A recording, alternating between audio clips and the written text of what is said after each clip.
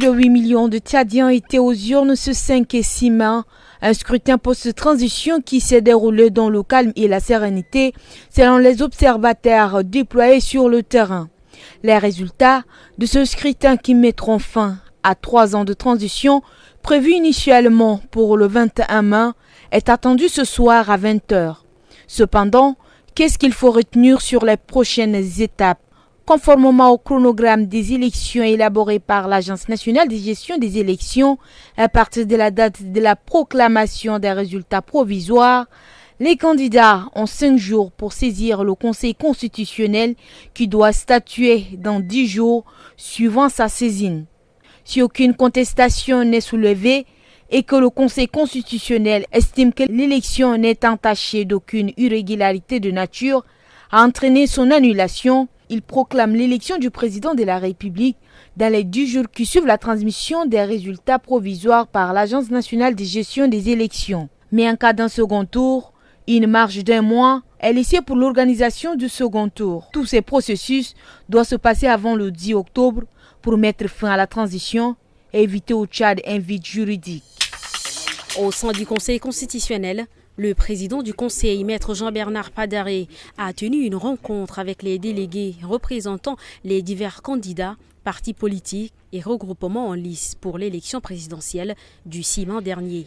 Cette rencontre a pour objet la réception des procès-verbaux officiels de la dite élection.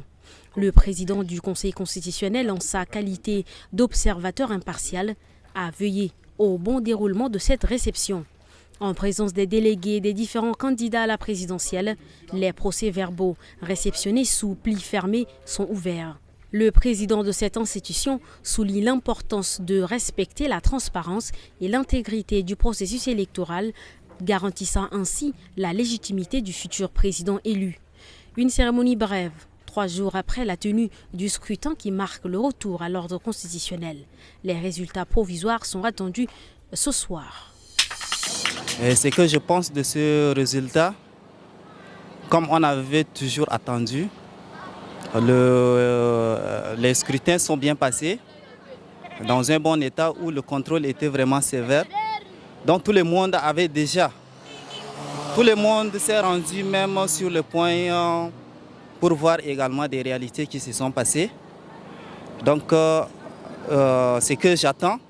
Bon, pour le moment, pour être honnête, j'ai un peu quelques stress que je viens de gérer parce qu'auparavant c'est prévu que ça ne serait pas du coup comme ça et subitement on a appris que voilà que c'est aujourd'hui, tantôt c'est à 14h, tantôt c'est à 20h. Donc bon, on attend, c'est déjà fait, on est là, on attend le résultat. Bon, concernant les résultats d'aujourd'hui, tout ce que nous souhaitons en tant que Tchadiens, c'est la paix pour ce pays. Et je voudrais demander aussi à nos candidats d'accepter les résultats. Le réseau des acteurs libres de la société civile, des organisations syndicales et des associations de défense des droits de l'homme pour les élections libres et transparentes qui a observé l'élection présidentielle du 6 mai dernier a fait une déclaration pour exprimer sa satisfaction de la tenue du scrutin. Le Rallye COSAT dit avoir déployé 300 observateurs électoraux dans les 10 arrondissements de N'Djamena. Le Chari Baguirmi, le Moyen Chari, le Logone oriental, le Logone occidental et le Bar El Ghazal.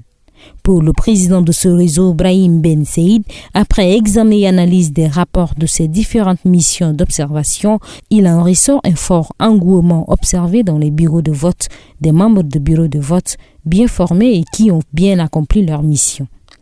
De façon générale, le réseau note le caractère transparent et consensuel observé dans la conduite des opérations de dépouillement, de décompte et d'annonce des résultats partiels sur les lieux de vote. Aucun incident de nature à perturber de façon significative la sincérité du vote n'a été constaté par nos observateurs. Note Brahim Ben Saïd qui tranche que le scrutin s'est déroulé dans la sérénité, la tranquillité et la sécurité. Au Togo, la colère des opposants et les organisations de la société civile ne retombe pas après la promulgation de la Constitution. Le mouvement « Touche pas à ma Constitution » ne l'accepte pas malgré sa promulgation et appelle les autorités à une transition. Voté le 19 avril en deuxième lecture à l'Assemblée nationale, le texte de la Constitution du Togo a été promulgué le 6 mai dernier par le président de la République, Faure Yacine, malgré la controverse. Les rencontres se succèdent entre les officiels du Tchad et du Niger qui saluent leur coopération. En décembre, le premier ministre nigérien Ali Maman Lamine Zen avait été reçu à N'Djamena par Mohamed Idriss Déby Itno. Mardi, il a accueilli à la primature le ministre tchadien de la Défense pour évoquer les coopérations sécuritaires et frontalières entre les deux pays. Le Niger et le Tchad sont les pays frères qui portent soutien l'un à l'autre, a salué le général Modi, ministre nigérien de la Défense, présent à cette rencontre avec le chef d'état-major de l'armée de terre, le colonel Maman Sani Kiao, ancien responsable de la composante nigérienne de la force multinationale mixte de la région du lac Tchad. Avant la proclamation des résultats, j'ai beaucoup écouté des réactions aussi sur le communiqué de l'Ange. Et je pense que c'est quelque chose qui mérite aussi d'être apprécié à sa juste valeur. Je crois que beaucoup de personnes se sont inquiétées du fait que le Conseil constitutionnel soit associé à cette étape de la procédure. Ce qui est normal, ce qui est déjà prévu par le Code électoral. Cela montre que beaucoup de citoyens, beaucoup d'électeurs n'ont pas une bonne connaissance des dispositions du Code électoral et n'ont pas une bonne lecture du processus même de gestion des élections. C'est par ce coup d'envoi que le tournoi panafricain en mémoire du maréchal Idriss Déby Itno a démarré. L'objectif de cette compétition est de prôner, implanter et favoriser le vivre ensemble au sein de la jeunesse africaine. Pour le représentant de Africa Golf International Corporation, Heladj Aloussen Banao, cette initiative en mémoire du maréchal Idriss Déby Itno est pour lui un devoir. Connaissant son intérêt, son souci particulier pour la jeunesse et le développement, je me suis attelé à lancer cette initiative panafricaine. Certes, il fallait commencer par le Tchad.